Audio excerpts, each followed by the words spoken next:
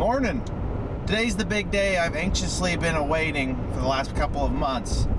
Our Hagie sprayer is finally available at the John Deere dealership. In preparation for this special event, I also took my first shower of the week. I'm just kidding. I shower regularly, if possible.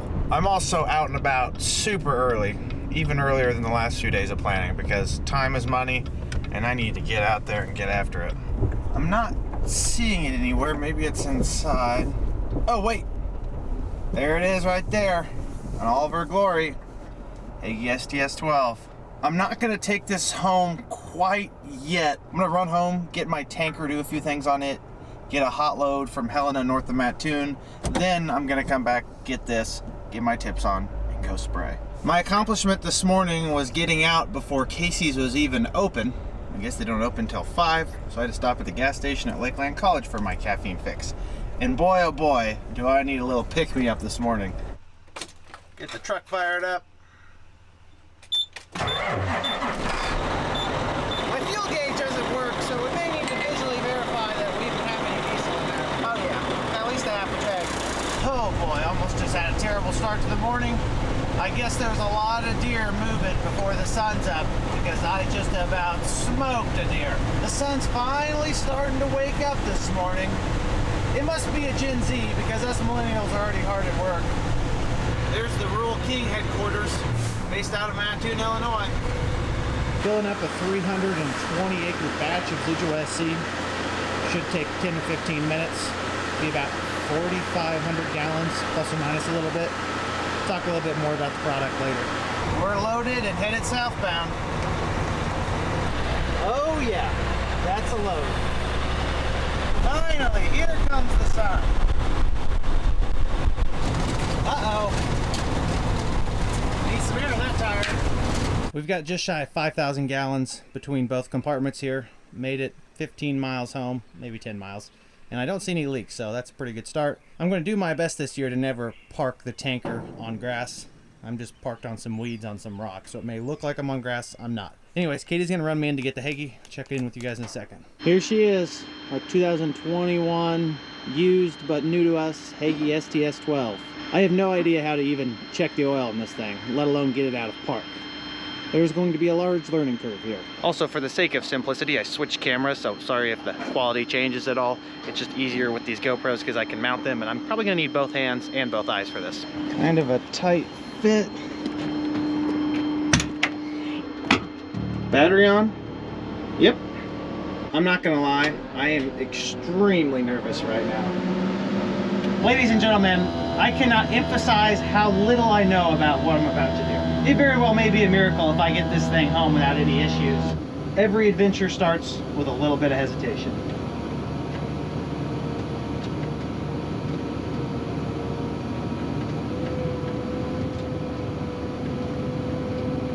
Looks like they're getting a load of some new J&MC tenders. Those things are ridiculously expensive now. Would you look at that? They're sending it off with a half tank of fuel and over a half tank of diesel exhaust fluid. There's our 12-barrel corn head yet to be set up. We've already paid for it though at this point.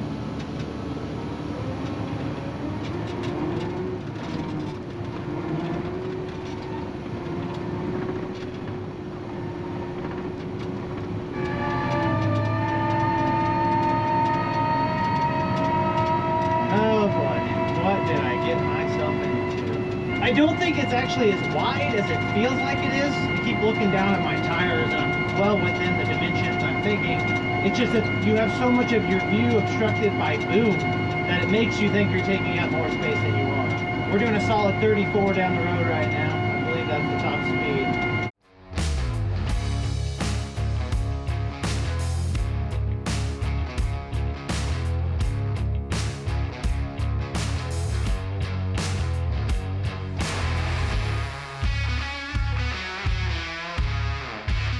Okay, just made it home. Although that felt like a mountain to climb, that's only like 10% of the battle today with the sprayer. Just getting it here was just the beginning.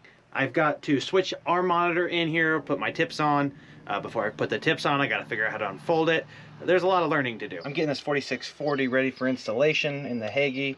Jeff's back there doing some morning maintenance on the 9620R and his field cultivator. He covers a substantial amount of ground with that thing, so he wears out a lot of sweeps. We didn't start with a fresh set on every single one of them, so periodically throughout the year you got to change new ones out when they get worn. Only running 7-inch sweeps, so they don't even really last really much longer than 400 or 500 acres a piece, if I had to guess. Maybe a little more, 750. It also completely depends on the type of soil you're working. Sandier soils with larger particle size typically wear metal quicker than lighter clays. Don't ask me why, but that's just the case. Alrighty, I'm gonna run and put this in the machine real quick. I've got the monitor mounted in the cab. Of course I have to run into John Deere and get some adapters because I'm running a newer model monitor than the previous farmer was. I have to have those to make this thing work. Pain in the butt, but I guess that's just part of figuring this thing out. Before I do that, I'm gonna go ahead and put some fuel in here if I can figure out how to get the fuel ladder down. I'm afraid it's just gonna like jump out at me. Am I dumb? Yeah. I think you just have to be smarter than it, which I'm not.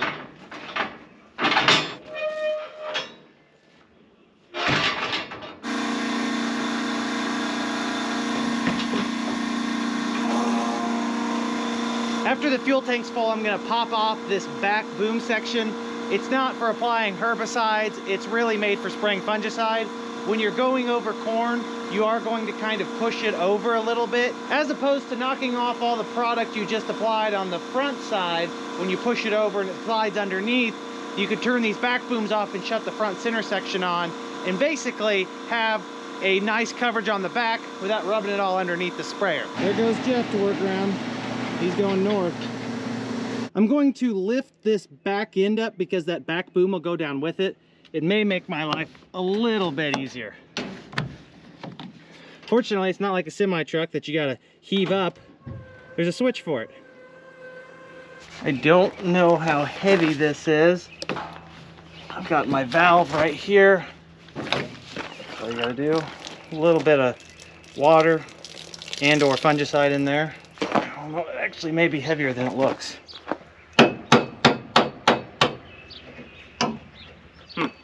May just be rusted into place.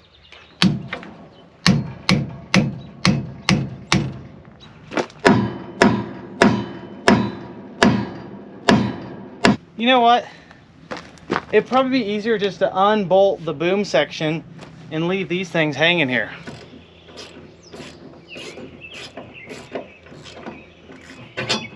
Oh yeah, that was 100% the right choice. There's another project off the to-do list. It's getting shorter for the sprayer, but the display needs to be effective before I can operate. I could use the other farmer's display, but there's no reason to do a patchwork job different than what I'm going to do when I'm actually spraying. So I'm gonna get mine working. Jeff's working ground. Dad, Chris, and Katie are working on our little road diesel fuel crossover project. We started this a few days ago, and I guess we're just now getting an opportunity to work on it. I don't know. Either way, I'm headed into Alliance Tractor to get those plugs to connect the old style things to the new monitor. Deere couldn't have just made them the same. That'd be too simple. I'm headed back to the sprayer now. On my way, though, I'm gonna stop by where Katie's working some corn stalks, see how it's working up. If it's good enough, then I'm gonna get ready to plant after I spray a little bit.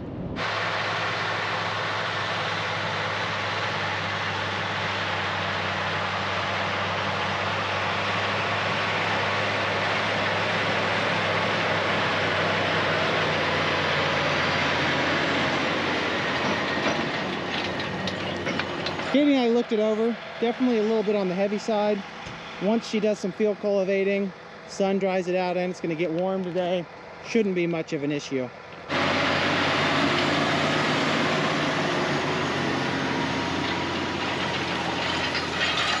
I also hopped in the cab and helped her do some leveling of the field cultivator. Basically what was happening out there is the wings were going a little bit deeper than the main frame. The issue with the main frame not going deep enough is that a lot of times, especially in more damp conditions, you're going to leave tractor tracks. You want to do your best to work those tracks out. So I hopped in there and I can actually adjust 4 out of 5 sections. Both wing sections can be raised or lowered. I added 1 inch of margin upward to the 4 sections on the outside, 2 on each side, and then we dropped the depth of the field cultivator as a whole an extra inch. So the wings are at the same level, but the center section should be about 1 inch deeper in the ground, and it looks like it made a pretty positive impact. At least I think it did. You can see on the first pass where it was not adjusted here, very clear evidence of where the tractor ran. It wasn't getting deep enough to work those out. Here's a spot where I just adjusted the settings. You can see the tractor tracks if you look hard enough. They're not even close to as evident as they were before. So I think my adjustment worked pretty good.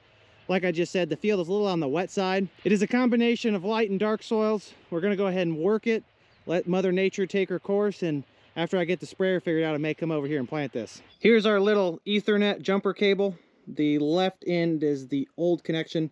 The right end is the Gen 4 connection. I had completely forgotten how convenient it was to film with a GoPro. I've been using a big cinema grade camera for a long time. These things are just so much easier. Let's boot her up, see what she says. It took a couple of minutes, but the monitor did boot up successfully. It registered that it is plugged into a Hagee, so it's obviously got a connection. We need to check our NORAC, which is the boom height sensor. It appears to be plugged in, which means we're good to go if we can figure out how to unfold it and run it. I'm gonna roll this to an area with 120 foot of space and see if I can crack the code to unfolding this thing. Might have to make a phone call to the Hagee guy. Of course he doesn't answer. Surely he'll call me soon.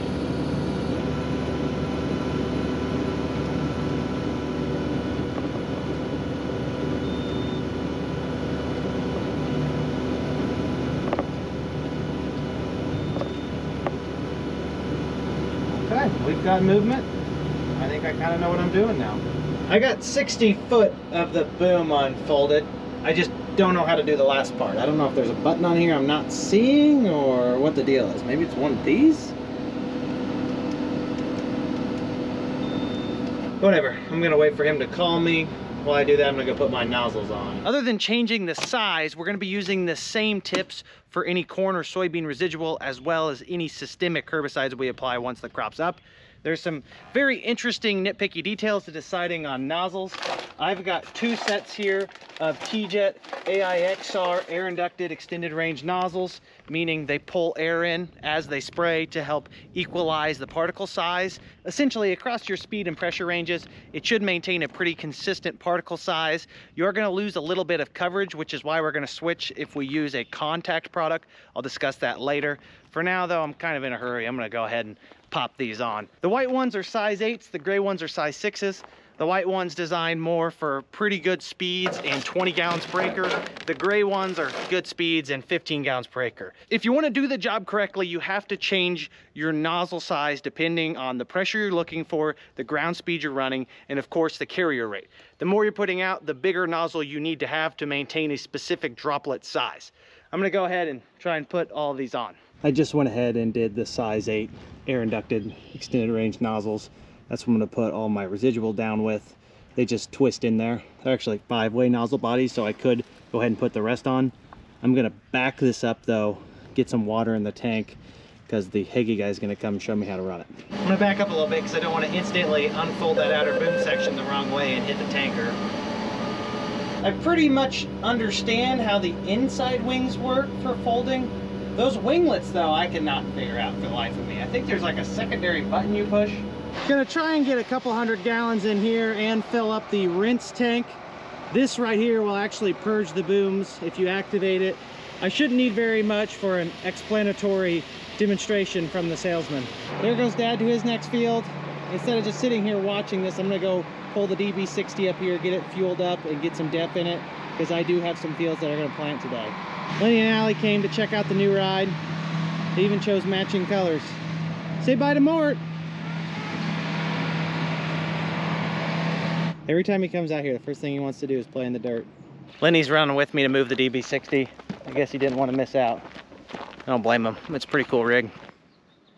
You ran right through all the gnats. He doesn't care. Looks like the planter's not passing the white glove inspection from Lenny. He immediately noticed all the mud. Yep. Sometimes you'll have that. Okay, Lenny, we're not going far. Make sure I don't back into the tanker or your mom's car.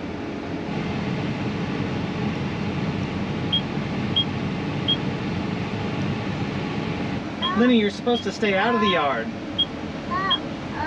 Yeah, I was right. Daddy doesn't know how to unfold that higgy right. I've been at it for almost 6 hours already, and I haven't done any real farming yet. End of the line, Buster. Hop on out. We gotta fuel this up.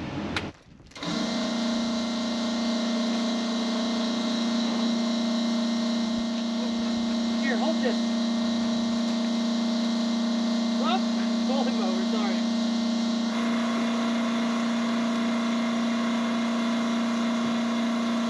A little bit of time has passed. I had to shut the fuel pump off so I could go get my demonstration from the Hagee guy.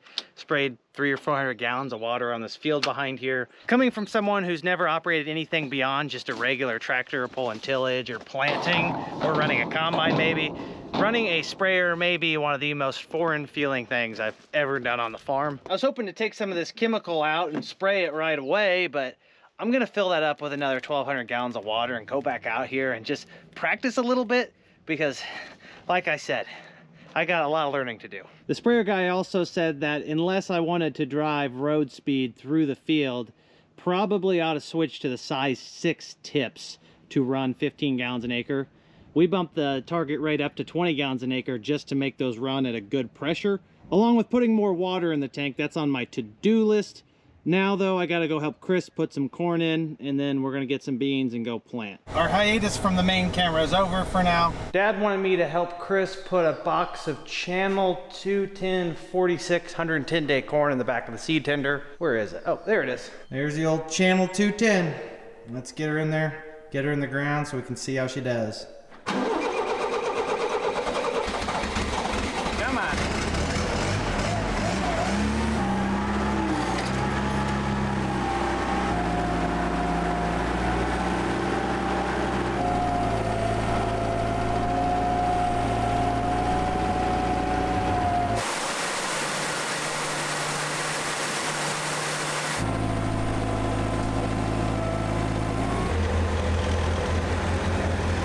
You know, when you daydream about planting all winter, you think about how you're just going to knock out so many acres in a day.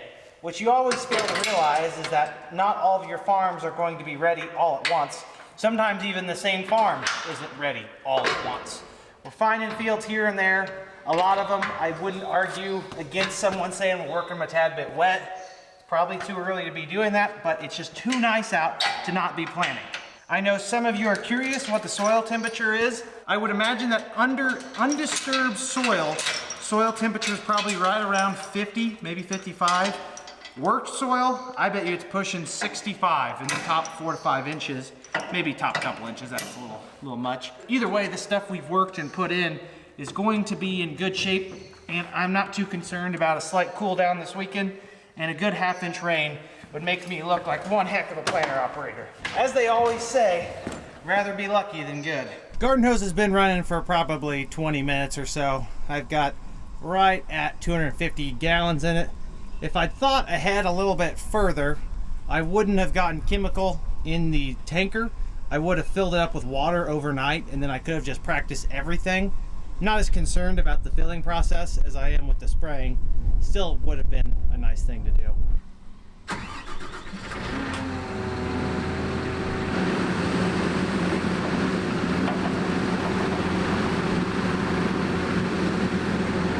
I've already talked about this. These are the same nozzles, just a size down, meaning they handle less gallons per minute. To maintain the appropriate pressures for spraying and to get good droplet size, I'm going to put these on so I don't have to drive a million miles an hour.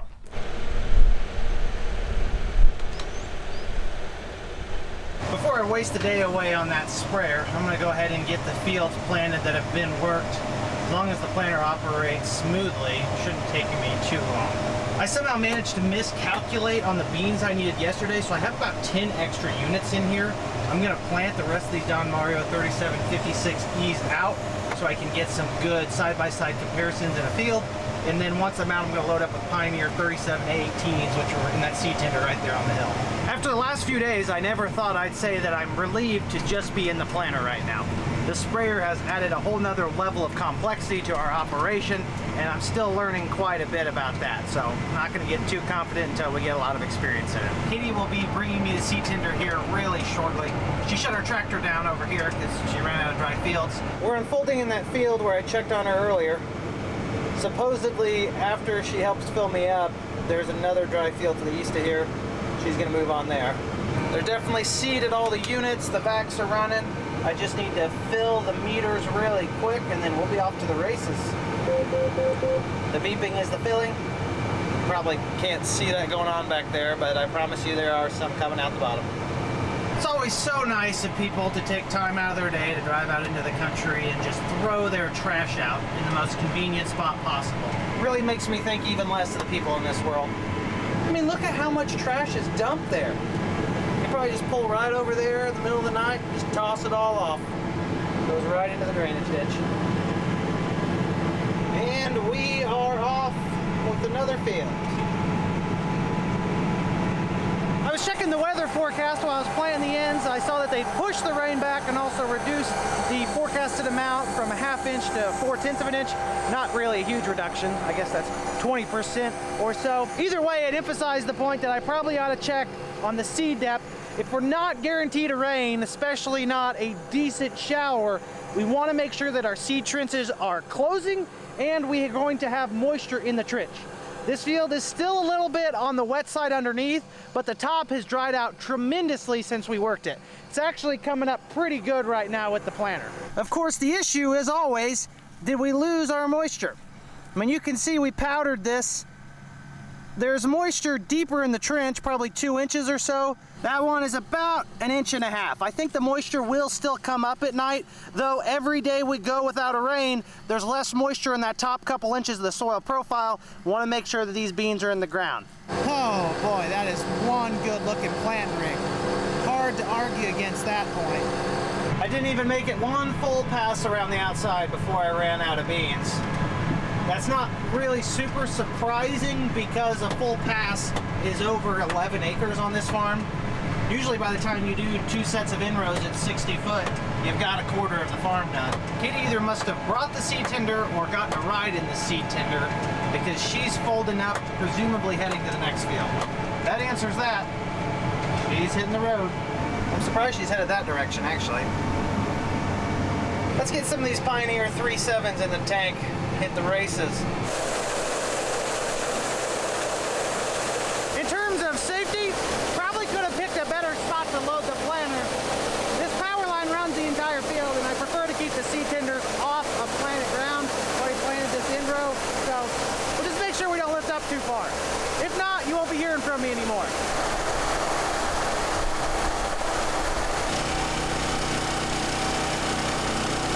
The only thing that really kind of stinks about the freshly treated beans is they tend to be a little sticky, get hung up in the seed tenders.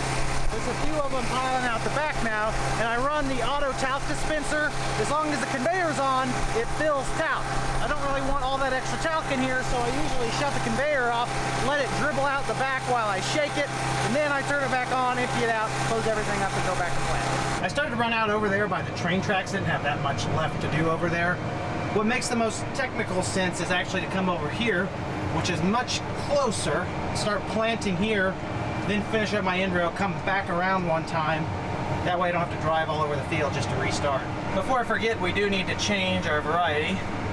Pretty much ran out of the Don Mario 3756Es. Not concerned about having those on the outside of the field because they're really good beans. We'll switch to the Pioneer 37A18Es. Looks like we got a purple color, full planter. Let's rock and roll. Made pretty quick work out of this field.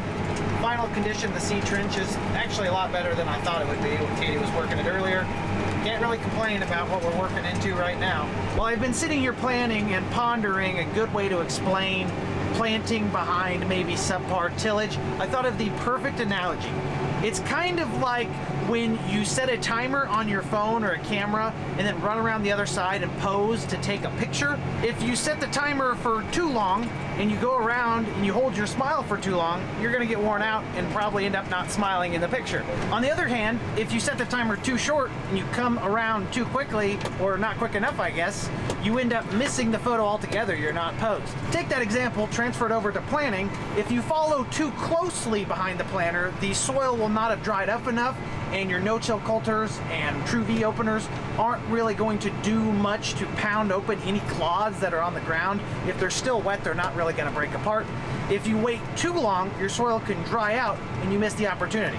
And like in my example, you're looking for the perfect portrait with what you have. Regardless of how good of a job I do posing, I can only look so good, but you get the point. You can maximize the productivity of the soil given the conditions you're planting into if you time your planter right behind tillage. You don't want to be too early and you don't want to be too late. Deciding on what exactly that time frame is really depends on the weather and the soil type you're on.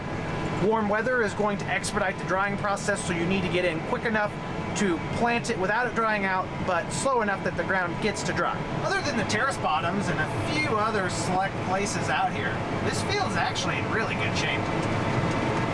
We'll have to go around in a couple weeks and check in on all these beans to evaluate whether or not it was a good idea to be planting. I literally just completely ran over this inlet and it stood right back up. Didn't know those were spring loaded. There goes the up-off, boys. Seed tender. Seeing that thing moving in a hurry is a pretty good sign that their case equipment's not breaking down, because they run all red in the spring. Really, in the Paradise Township area, us and them are one of the only farmers really planting. Tillage going on, gas going on, fertilizer spraying. Just not a lot of people are committing to put seed in the ground.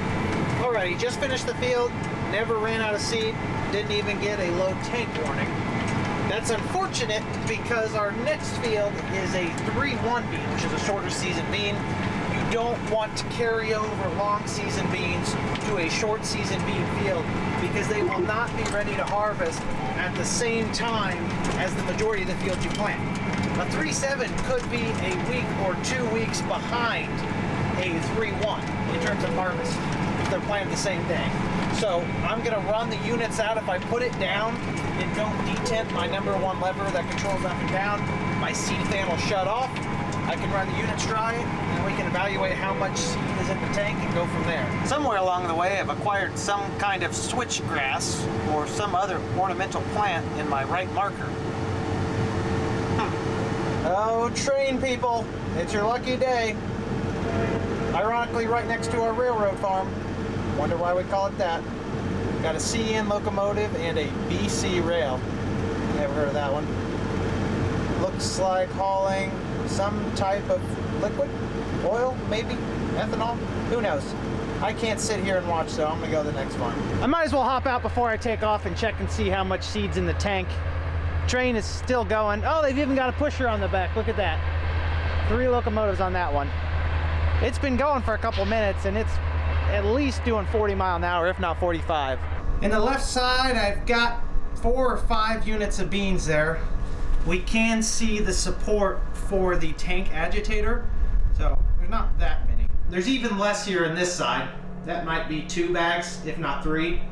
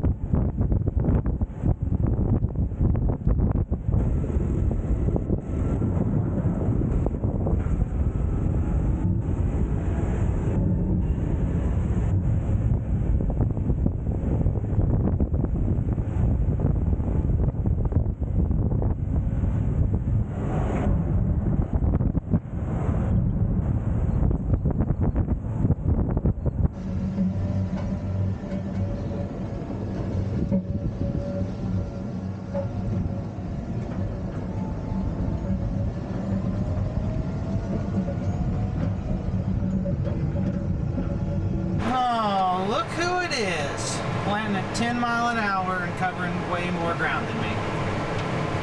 Old Marty. It also appears that he decided to plant the lane as opposed to going around it. And now he's calling me. I've crossed this bridge almost a million times by now, and it still sketches me out with almost every piece of equipment, even a small lawnmower. The field I'm about to plant is about a half mile to the east. There's a waterway that runs up through this field that'll take me there. Dad's already planted this corn on the back, so I'm not going to cross it. My other option to get to this farm is to go up Route 45, which is like a super highway interstate. Really doesn't matter what time of day it is. Someone's gonna almost run you over if you're not going at least 70 mile an hour. So I'm gonna take off, run some errands, get some empty seed sacks to take these units out of the containers here, and then get some more seed for Dad. Meanwhile, he's just over there leisurely zipping back and forth. We're gonna be shoulder to shoulder here with the up-hoffs pretty shortly. They're running a field cultivator right next to us. And I think Bill was about to bring the planter over to this field. Kind of like harvest last year where we were all in the same spot. I'm gonna take Dad's truck, go get those things I listed earlier. This is why we leave an extra truck at the fields if we can. Usually Chris is kind of a floater in the seed tenders. That way if there's an issue or we need extra transportation, we can just hop in and take off. There's Chris with my beans. Too bad I'm busy going to get corn. I know that my sprayer is full of water right now. It'd be perfect to go out and do a little test spraying. But I gotta go get seed, and planting is going to take a priority. I may not be able to get behind the seed in that until later this evening. I don't know that I'll actually put any legitimate chemical down because I don't really want to start that if the sun's already down. I feel like I'm spending more time out of the planter than I have in years past, and it's kind of confusing me because this is giving me more of harvest type vibes. I would say it's because I'm able to cover my soybean acres so quickly that I just have excess time to do other things. Unfortunately, I spent all that excess time messing around with that sprayer today and not actually spraying. Did I get it lined up right? Yes, looks like I did.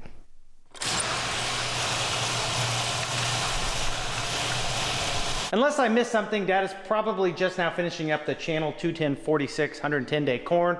He was asking me to put on a box of DeKalb 11135, which is right here, 111-day DeKalb corn. It's a newer hybrid. I think we've actually already planted a box. You've watched me load one already yesterday or the day before.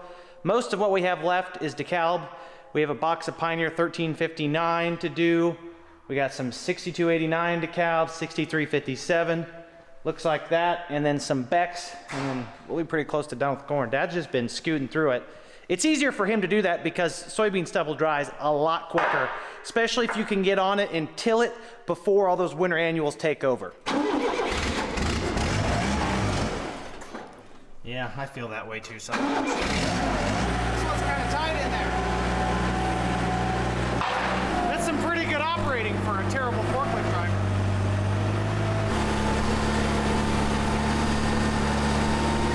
Looks like we're square, so we're going to fire this up. So I can figure the switch out. There we go.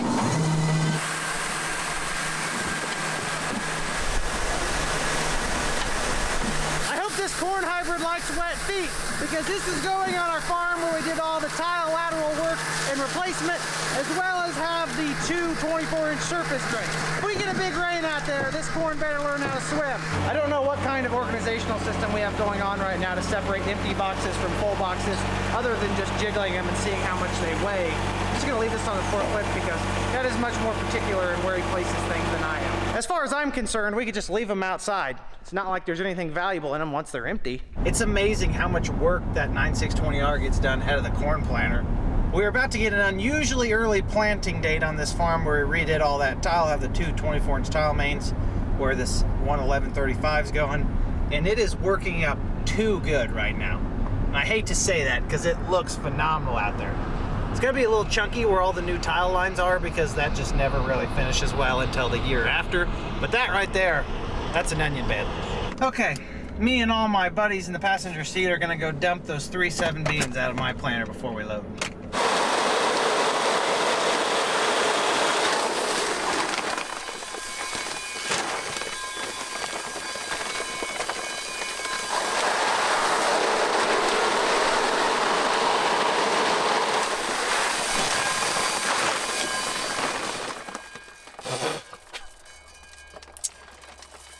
You're not supposed to spill that many in the process.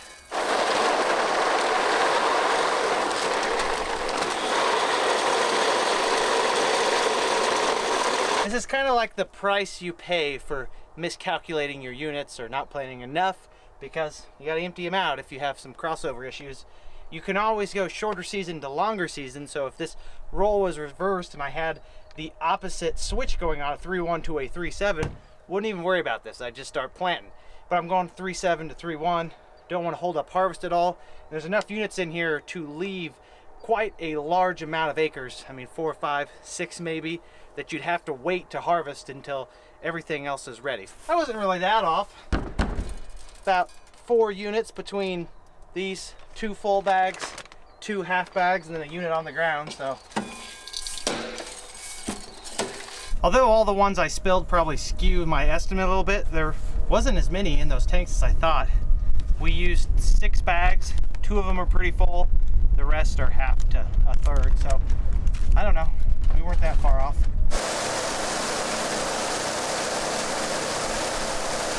That's what 3,000 pounds of these 31 A74s look like. Perfectly full in here, and I haven't pushed them around yet. They'll fit just fine. I just stopped it right at 3,000 because we have about 6,000 on the tinder. That worked out great. All you gotta do is kind of shovel a few of them in, and there they go. Safe and sound.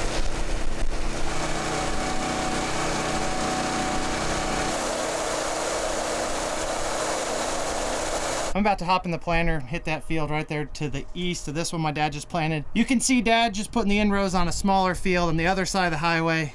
Katie's still working corn stalks ahead for me. She has about 90 acres that'll keep me busy here for the rest of the evening. Jeff is out working the tile lines down on the swamp.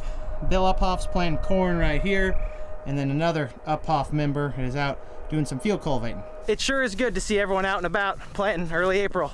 Usually a sign of a good start. Just moseying up this beautiful waterway to our field. Maybe if we're lucky, Dad left us a courtesy marker on our pass. I doubt it. That wasn't hard to guess. No courtesy marker. Although I don't really need one because we share the same GPS line here on my west end. So I just kind of lined up with it and centered it. Oh, would you look who needs seed? I hopped out to look and check my seed depth, and I'll tell you what, this is the best ground conditions I've found all season. We're hammering in some beans here, Pioneer 31, A73, 3-1, and list beans. There's a lot of farmers rolling. Let's get the drone up.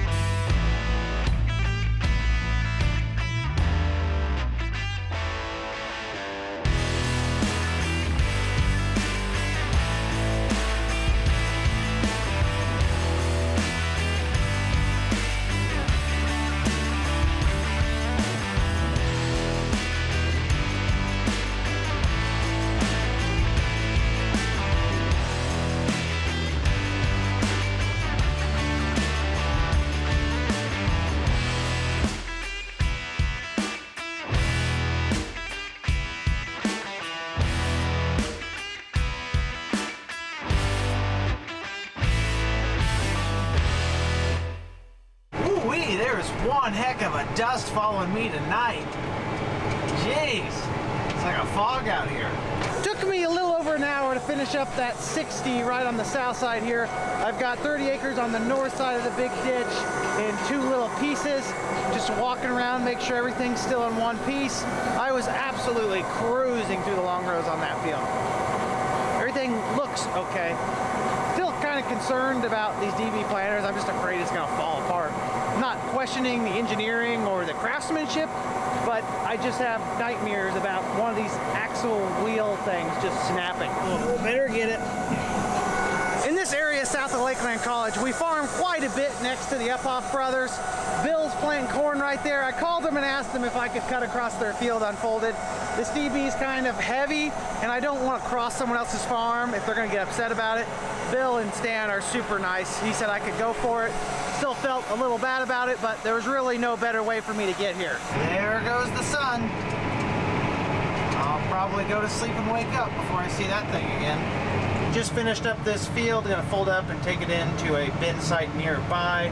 I keep saying that this moisture is gonna disappear, yet it keeps popping up every night. Look at it all down there. Can't say that I'm upset about it. Wish me luck. I'm gonna take this down 45. It's the only really good way out of here. And there's a lot of traffic still. I was a little nervous. We made it off of 45 onto Etna Road. It's a nice little highway that isn't quite as congested. Bill Uphoff's still out there planting corn. Dad is a little bit to the northwest doing the same. Actually, I'm wrong. Dad is pulling into the farm. There's no way he's done. So that must be Jeff leaving the field there. Dad must have pulled the plug early. Looks to me like we're having a little family reunion here. The whole planting crew, all parked in one place. Jeff bringing in the back of the pack. He probably did the most work today out of all of us combined. That big 9620R is a field working monster. All right, ladies and gentlemen, all is quiet here at this bin site. Time to rest and recharge and hit it hard tomorrow. Hopefully, I'll get some spraying done first thing. That's my goal. We'll see what happens. If you want to know, you got to check out the next video. As always, I greatly appreciate every single one of you continuing to tune in and support the channel. Your viewership means the world to me. I'll catch you all in the next episode. Until then, make sure you like the video if you enjoyed it, subscribe if you want to see more, and comment down below if you have any questions. You know I love to talk about farming. Have a great day, everyone. Peace!